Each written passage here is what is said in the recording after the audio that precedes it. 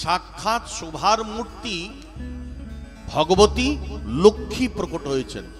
শ্রীমদ্ ভাগবতের অষ্টম স্কন্ধের অষ্টম অধ্যায়ের অষ্টম শ্লোকে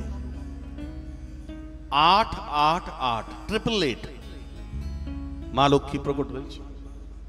ততশ্চ আবির্ভূত সাক্ষাৎ শ্রী রমা ভগবৎপরা রঞ্জয়ন্তী দিশঃ কান্ত্য়া বিদ্যুৎ সৌদামনি যথা।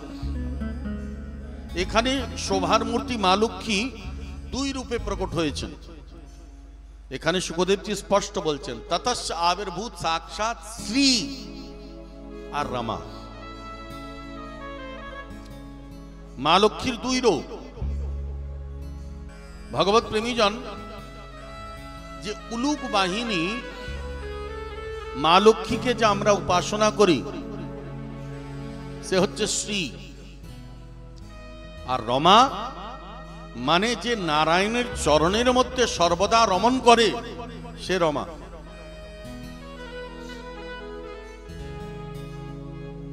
উলুক বাহিনী মা লক্ষ্মীকেই আমরা প্রায় প্রায় সব জায়গায় আমরা পুজো করি, কিন্তু আপনারা দেখেছেন বা জানেন সেই পেঁচা দিনের আলোতে তার চোখে সে কিছুই দেখতে পায় না, রাত্রির অন্ধকার হলে সে সবকিছু দেখতে পায়। আমরা যদি উলুক বাহিনী মা লক্ষ্মীকে আরাধনা করব, সে হচ্ছে নারায়ণ বিহীনা। কেবল মা লক্ষ্মীকে যে আরাধনা করে সে কোনোদিন ভগবত ভক্তি পাবে না।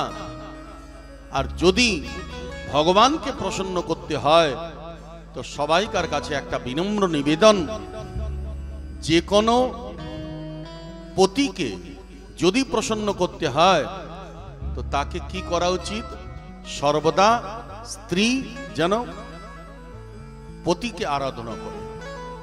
আমরা যদি ভগবানকে আরাধনা করব তো মা লক্ষ্মী তো নিজেই প্রসন্ন হয়ে যাবে। তো এখানে মা লক্ষ্মীর দুটো রূপ রয়েছে, এক উলুক বাহিনী মা লক্ষ্মী আর এক হচ্ছেন নারায়ণের চরণে যিনি সর্বদা রমণ করছেন। যে উলুক বাহিনী লক্ষ্মী সে শ্রী, আর যে নারায়ণের চরণে রমণ করছেন তিনি হচ্ছেন রমা। ততশ্চ আবির্ভূত সাক্ষাৎ শ্রী রমা ভগবৎপরা রঞ্জয়ন্তী দিশঃ কান্ত্য়া বিদ্যুৎ সৌদামনি যথা। যেই মা লক্ষ্মী প্রকট হয়েছে